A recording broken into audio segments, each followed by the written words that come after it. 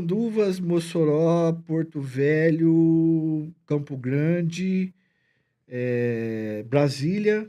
São 5. São 5. Esses caras são realmente sérios. Você não vê ao longo... Catanduvas, eu falei. Catanduvas. Você não vê ao longo da trajetória do DEPEN casos de corrupção, fuga, não teve? Teve fuga de Mossoró, né? Mas assim... Foi muito pontual, né? Mas até o caso de Mossoró, você não tinha nenhuma fuga no DEPEN. E virou a pena dentro da pena. Você chamar um bandido do Comando Vermelho do PCC, tirar ele de São Paulo, do Rio de Janeiro e mandar para um DEPEN, né? Para uma unidade federal, é a pena dentro da pena. Serve como ameaça dos governadores estaduais. Olha, se tiver problema aqui, eu te mando para o sistema federal. E é pesado, viu, mano? Gente, eu vou fazer uma pergunta saindo um pouco do que a gente tá falando aqui, porque eu fiquei curiosa nesse caso. Teve um caso de um empresário que ficou passando muito na televisão, atualmente, aí, um tal de Vinícius. Vinícius Grois, alguma coisa assim. Né? Alguma coisa assim. E o que eu queria entender? É porque eu sou curiosa mesmo, desse caso, porque ficou passando muito, muito. Eu nunca vi um caso passar tanto na TV. Teve a morte lá de 2 líderes do PCC, né? Cara Preta e mais um. Vocês aí. Nesse caso, aí depois mataram ele no aeroporto, esse empresário. De fato, vocês acham... Eu só tô perguntando porque eu fiquei pensando muito nesse caso. Vocês acham que esse empresário matou, de fato, esses líderes do PCC e aí teve uma vingança ali? Ou não? Foi uma confusão e realmente foi uma... Vamos dizer assim, uma deduração, não sei falar a palavra. Caguetação. Uma caguetação. E aí a polícia mesmo ajudou ali a matar o cara por grana? Então, essa fita aí... Eu só perguntei porque, eu vi tanto isso e eu fiquei curiosa, sabe? Deixa eu te falar, Carol. Agora a coisa que você perguntou vai me trazer problemas e certamente eu vou correr perigo. Tô brincando, não vou não. Fala tudo. Não, cara, o caso Vinícius Gritzbach, ele demonstra como o comando tá se infiltrando para fazer lavagem de dinheiro. Ele era simplesmente o corretor e aprendeu a fazer um sistema de lavagem de dinheiro. E de repente aparecem pessoas do PCC e falam assim... Se você fizer, mais dinheiro. O dinheiro. E o cara preto aparece pra ele, fala isso e começa a dar dinheiro na mão dele e começa o dinheiro a ser lavado. E o cara preto começa a trazer dinheiro de mais pessoas pra ser lavado. Chega uma hora que o Gritzbach chega e fala assim, cara, agora vamos lavar com Bitcoin. Ou criptomoeda? Bitcoin. Foi com cripto. Mas qual que é a diferença de criptomoeda? É a mesma coisa, existem Bitcoin várias é uma criptomoedas. cripto. Bitcoin é uma cripto. Eu não tenho isso aí. Se eu tivesse... Bitcoin é uma cripto dentro de um sistema que existem várias outras moedas digitais. Perfeito. Ele foi fazer lavagem com isso daí de uma forma bastante complexa e ele falou pro cara preto que quando ele precisasse do dinheiro, ele pegava. Pô, coisa simples. O cara preto precisou do dinheiro, o dinheiro não era só dele, ele chegou pro Gritzbach, não tem como tirar agora. Deu B.O. Eu não manjo nada disso daí, Ele mas deve ter enfiado em pirâmide. E aí, uma empresa de pirâmide, daí acabou. Aí a casa caiu quando a pirâmide estourou e ele ficou sem a grana pra devolver. Então, ele disse isso daí, mas parece que ele arrancou o dinheiro e comprou umas paradas, teve um monte de coisa, trocou o negócio. Bom, o que acontece? O cara preto falou pra ele, irmão, ou é você ou sou eu. Porque se você não me devolver o dinheiro, já era, né? E levou ele pro tribunal do crime. Mas antes dele ir pro tribunal do crime, o Vinícius Gritzbach contratou um pistoleiro e o pistoleiro foi lá e matou o cara preta. Ele matou 2 caras de PCC, um chamado cara preta e um chamado sem sangue, achou que não ia dar nada. Nossa, era mais um, básico. Eu só não sabia o nome. Só que ele chegou pro tribunal e falou pros caras, beleza, vocês vão pagar eu, vocês não pegam o dinheiro. O cara fez a conta de 200 milhões que já tinha investido e matar o cara e falou, vou pegar os 200 milhões, depois eu me livro desse maluco. Aí o que ele fez? Procurou a polícia. E aí procurou a polícia civil, o que a polícia civil começou a fazer? Peraí, mano, você tem 200 milhões? Em quê? Bitcoin. Tem sítio? Tem Rolex? Tem Felipe... como é esse relógio de rico? É aqueles Felipe Patek. Eu acabei de descobrir que Rolex é coisa de rico ascendente. Quem tem Felipe Patek. Não sei o que, Cartier e sítio. E ele passou sítio pra polícia. Tem um cara que era policial do da Cunha, que foi inclusive preso, porque tava extorquindo o cara, supostamente, não, Rogerinho Punisher, sei lá. E aí, cara... O Gritzbach procura a polícia. E a polícia começa a fazer isso com ele. Aí ele vai e procura o Ministério Público. Então, tipo assim, ele foi virando um cadáver ambulante. Que roteiro pronto, né, meu irmão? Roteiro pronto. Mas falar da grana. No Ministério Público, os caras chegam e falam, beleza, você vai fazer delação. Mas eu preciso de um tempo pra polícia aceitar, tal coisa. Ele não satisfeito, porque os caras ainda estavam extorquindo ele foi procurar o Cabrini, mano. Aí chegou no Cabrini, o Cabrini fez uma reportagem com ele, explodiu. Beleza, tudo isso foi em 2021. Ele foi morto agora em 2024, né? Desculpa, André. Aí, cara, o que acontece é que ele tava voltando de Alagoas, numa viagem que ele tinha ido vender umas joias para poder pagar um dinheiro que ele devia aqui pro pessoal do PCC. Ele chega aqui, os caras executam ele no maior aeroporto da América do Sul. Mas aí o PCC fez isso. Sexta-feira. Então. Ninguém aí sabe que ninguém sabe. Que a polícia indiciou é um cara chamado Cigarreira, que seria um cara que não era afiliado nem ao PCC ou ao CV, ele seria uma espécie de matuto que levaria a droga e fazia essa intermediação, que mexeria com a intermediação entre o Comando Vermelho e o PCC, então ele não seria afiliado. Esse Cigarreira teria matado o Gritzbach, porque o Gritzbach matou o cara preto e o cara preta, que era muito amigo dele, os caras eram parceiros, tinham sociedade envolvida. Só que no meio dessa fita começou a cair um monte de policial. E diga-se de passagem, aí a polícia do estado de São Paulo fez um trabalho violento, porque o Derrite cortou na própria carne. O Tarcísio apareceu e falou: irmão, vocês vão descobrir isso aí, já era. Não pode acontecer isso. Não pode ser executado com 10 tiros um cara. E aí descobriram que, supostamente, policial que tinha tirado. O carro era tipo uma viatura de polícia. Tinha 4 policial dentro do carro que executaram o serviço. Supostamente. Eu conversei com o advogado, ele disse que não tem nada a ver e tal, etc. E aí começou a cair um monte de policial. Nessa parada envolvida aí tinha pelo menos 30. Ô, louco. E essas investigações ainda continuam. Então foi uma amostra de que há uma contaminação também na polícia de São Paulo em relação a isso, porque realmente, quando a gente está falando de 200 milhões de reais... É muita grana. Brilha o olho de muita gente, né? Lógico, para vocês terem uma ideia, é o maior roubo da história do Brasil. O segundo maior roubo, não. O primeiro foi no estado daqui de São Paulo, de Fortaleza. Banco Central, né? Que não chegou a 300 milhões. Veja, os caras estão lavando 200 milhões em dinheiro. É muita grana. É muita grana essa coisa. Rodrigo, uma pergunta pessoal, assim. Qual foi o caso mais tenso que você enfrentou dentro do BOPE na sua carreira? Eu brigo com os amigos dizendo que o BOPE não sai do quartel para tirar gato de árvore, né? O BOPE é uma unidade de intervenção. Então, quando chama o BOPE, é quando os meios da polícia local estão esgotados. Então, todo dia, quando você estava no BOPE pela manhã, tocava a sirene lá, que era o nosso alarme, você corria para a viatura, você já estava com um fuzil no alojamento, com colete à prova de bala, e na viatura tu recebia a informação do que estava acontecendo. Normalmente uma equipe cercada do batalhão convencional na favela tal. Eventualmente uma ocorrência com refém. Então não tinha dia suave, todo dia. Mas o meu cagaço, que me dava medo, receio, nervosismo, era operar numa favela onde você não tinha colocado o pé. Quando você volta para a mesma favela 5 vezes, Vigário Geral era mais perigosa, onde estava lá o Elias Maluco, né? Na época, Vigário Geral roubava carro forte, onde estava o Flávio Negão. Flávio Negão. Nessa época, era a mais perigosa de todas. Para chegar em Vigário Geral, tinha que passar por uma passarela. E era tiro de fuzil, o bandido tinha .30 atirando na passarela, tu tinha que passar engatinhando. Mas quando você ia lá pela 5ª vez, tu já sabia o que ia acontecer. Então, meu medo no BOPE era aquela favela desconhecida. Tocava à noite, uma favela pequenininha às vezes, você nunca colocou o pé. De onde que eu vou tomar tiro? A gente tem medo do desconhecido, né? Do desconhecido, né? Mas o BOPE tinha uma coisa legal, nas equipes, sempre tinha um soldado da equipe que tinha servido no batalhão de área. E ele dizia assim: capitão, tenente, eu já vim aqui 7, 8 vezes, eu conheço isso aqui. Porque o Rio de Janeiro não dá para conhecer todas as favelas. Sim. Nenhum policial no Rio de Janeiro conhece 1000 favelas, né? E tem favelinha pequenininha que tem 20 fuzis, que tem... Então, assim...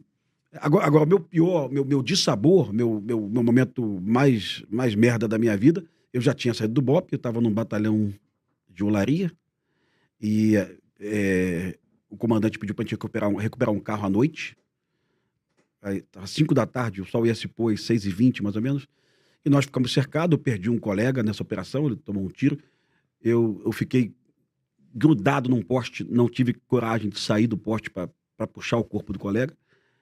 E isso me marcou muito. Me marcou... Porque de manhã, pela manhã, esse policial, que não era meu amigo, veio falar comigo: ô, capitão, hoje é o dia mais feliz da minha vida. Eu falei: pô, que legal, por quê? Voltei para Jesus e voltei para minha esposa, né? Porra, isso foi 10 da manhã, cara. Um sol lindo, sabe? Um céu azul. Quando foi 18h30, o cara tava morto, né? Puta merda. Isso marca qualquer pessoa. E aí, cara, porra, aí isso me abalou. Eu fui muito criticado, porque eu dei uma parte... A gente chega da operação, você vai colocar a operação no papel, contando os detalhes. E sem menor vaidade. Eu falei, ó, o colega caiu morto e eu não saí do poste para ajudar. Porque a gente vê o sangue arterial, a poça de sangue gigantesco. Não tem possibilidade do cara estar consciente. Já tinha morrido. Já tinha morrido. Aí realmente, um pastor evangélico, depois eu voltei lá para conversar com o pastor, tá? Ele atravessou a linha de tiro para chegar nesse policial e para levar esse policial para dentro do templo religioso, né? Aí depois o pastor disse para mim, não sei se aquilo é verdade, mas eu tomo como verdade. Ah, Pimentel, ele ainda chegou vivo no templo, sabe? E ainda consegui perguntar se ele aceitava Jesus, mas eu não sei bem se isso é verdadeiro, mas eu gosto que seja. E eu contei isso, e na época o governador Garotinho utilizou isso contra mim, sabe? Ah, Pimentel, você acovardou, se mijou na operação e tal.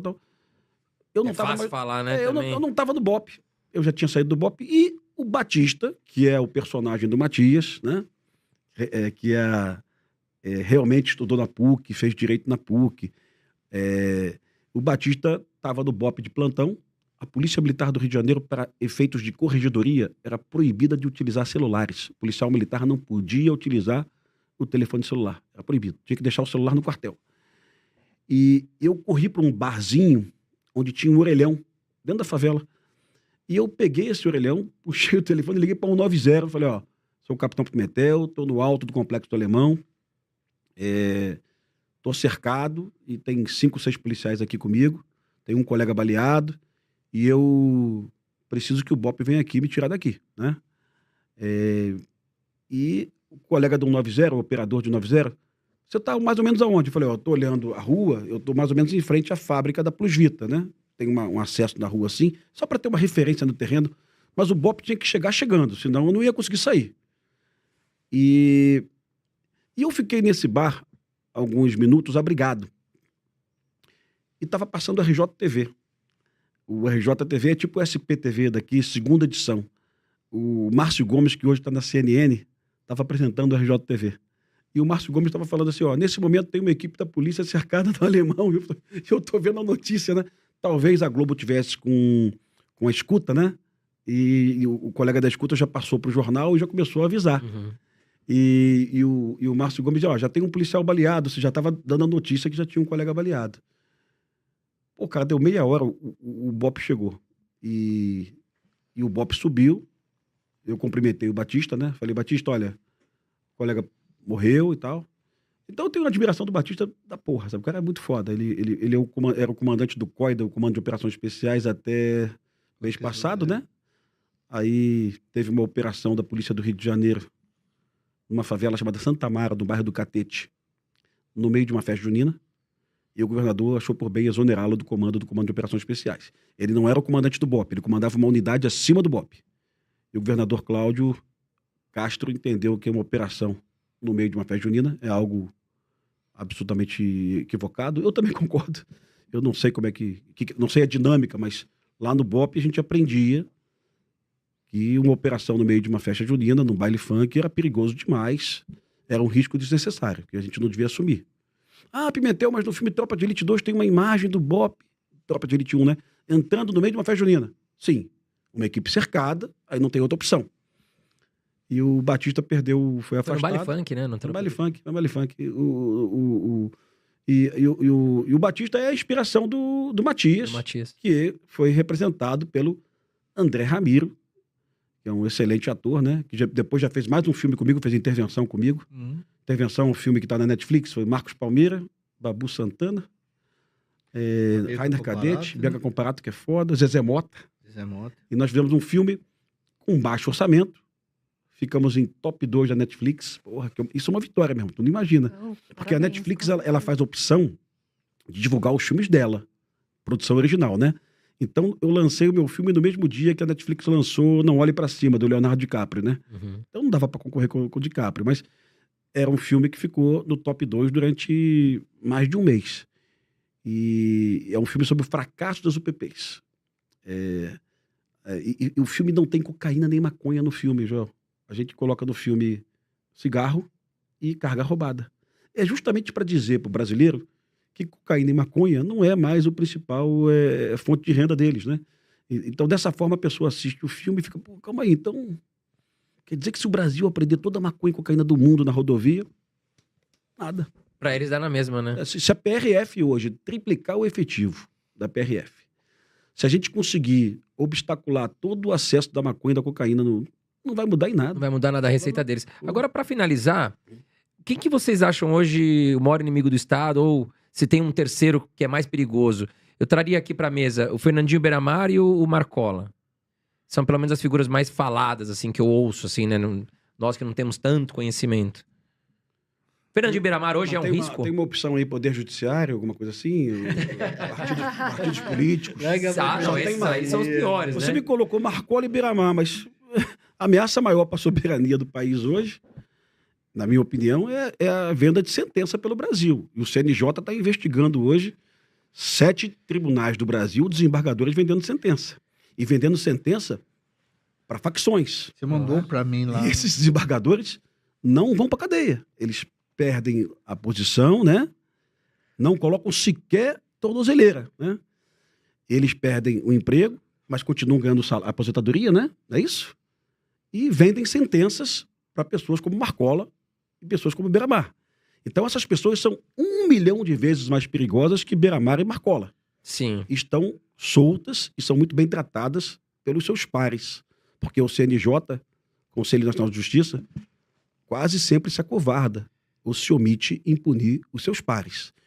Então, se você pudesse incluir Marcola, Beiramar e a corrupção no Poder Judiciário do Brasil, né? Uhum. Seria bem legal aí, que eu já colocaria certamente o Poder Judiciário como mais perigoso, tá? Juízes, vou aqui, corruptos, tá? Sim, Pelo amor de Deus, tá? Claro. Eu conheço uma porrada de juiz, eu e ele, que são juízes Sérios. seríssimos, corajosos demais. Que acho que é a maioria até, né? Sim, que colocam a vida aí em risco em sentenças corajosas e audaciosas, né? Mas aí, eu preciso ganhar uns processos, eu não concordo com nada que o Pimentel tá falando. Eu não vou falar pessoas não, cara, porque eu acho que hoje ninguém tá fazendo nada sozinho nesse ponto, né? E instituições. Mas eu acho que são coisas assim, eu acho que privilégios, cara, eu acho que privilégios é uma coisa que a gente precisa rever nesse país aqui, mano.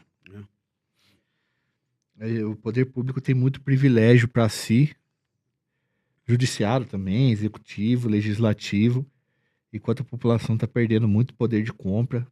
E eu acho que o mais perigoso é isso, cara, é desigualdade e privilégio. Pra mim é o mais perigoso. Porra, não é possível que num país como o nosso, que a gente... Pô, o cara sai todo dia para trabalhar, tentando voltar com um pacote de carne, ter que comprar carne de segunda e perdendo valor de compra. Não é possível que as pessoas... que políticos tenham esse privilégio, cara. Pô, tá me dando nojo pra caramba, viu, velho? Nunca me deu tanto nojo. São mais bem pagos do mundo, né? Nosso judiciário é o mais bem pago do mundo. Pô, o cara vai viajar com, sabe, as pessoas vão viajar para vários lugares com dinheiro público, com um monte de coisa, e não importa o lado, você tá passando pano para todo mundo, cara. Enquanto a população, trabalhador mesmo, tá se ferrando para tudo quanto é lado. Eu acho que é isso mesmo, é o privilégio, cara. O crime tem que ser combatido de qualquer maneira mesmo. Mas eu tô muito puto com isso aí. Eu acho que o Tropa de Elite 2... Não, mas eu tô contigo nisso aí. O Tropa de Elite 2 deixa isso exposto, né? Que o problema é o sistema brasileiro também, né? Não é só figuras como o Fernandinho Beiramar ou Marcola.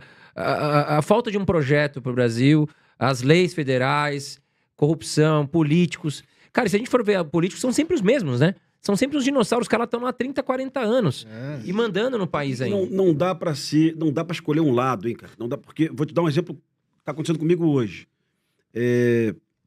O partido de esquerda, que eu não concordo com ele na questão da segurança pública, ele está hoje defendendo o meu interesse em Brasília de não deixar aumentar o número de deputados. Uhum. Perfeito? Sim. Então, aqueles caras que eu aponto o dedo, pô, esses caras apoiam bandido, eles estão defendendo o meu interesse. Porque É o fim do hoje, mundo, né? Aumentar hoje deputado. eles querem aumentar os deputados do Brasil, né? É Os um deputados mais absurdo. caros do mundo, Louco. que vão custar mais 46 milhões de reais. Tinha que diminuir, não Brasil. aumentar. É lógico, porra, é lógico. Metade não faz nada, mais da metade. Então, assim, é o que ele falou, é privilégio. E é privilégio, ministros de cortes viajando para o exterior sacando diária em eventos que não são importantes para o Brasil. É policial militar condenado, demorando 10, 12 anos para transitar em julgado, para ser expulso, né? Sim. Isso acontece. Então, quando eu falo do privilégio do juiz, eu tenho que ser correto e dizer que também tem privilégios também para policiais militares, oficiais e praças, né? Que demoram, às vezes, uma década para serem expulsos em questões disciplinares e de crimes, né? Então, ele tem toda a razão. Agora, o problema no do Brasil é o passado- privilégio. No passado ainda, antes das redes sociais, o cara tinha que trabalhar. O político que tinha que trabalhar. Nunca trabalharam muito, mas eles tinham que render. Porque o que fazia eles se darem bem era projeto.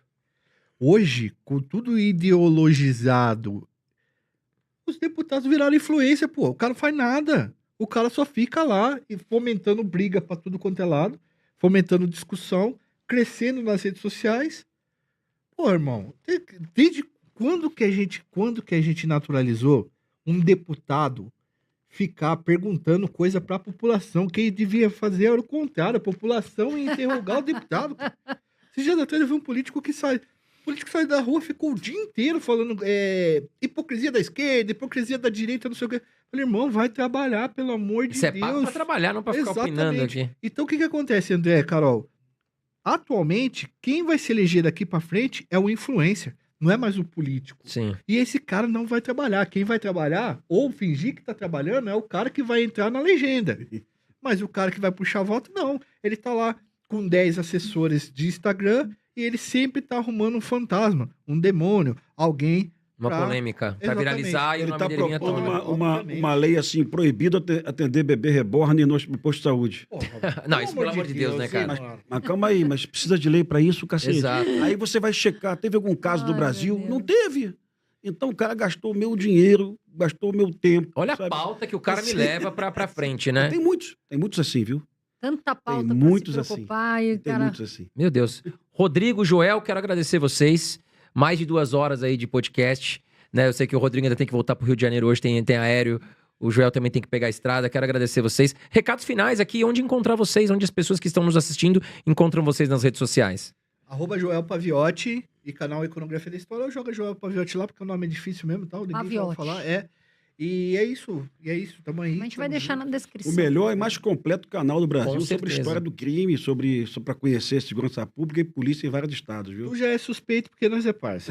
Ah, Mas eu gosto muito do seu canal também. Eu assisto Obrigado. muito conteúdo do seu canal. Cara, é histórias, e vem lá de trás e puxa toda a identidade. Eu acho sensacional, porque eu também gosto desse assunto. É. Por isso que eu trouxe pro nosso podcast essa questão, porque, meu, eu acho que tem que ser abordado, tem que ser falado do seu canal.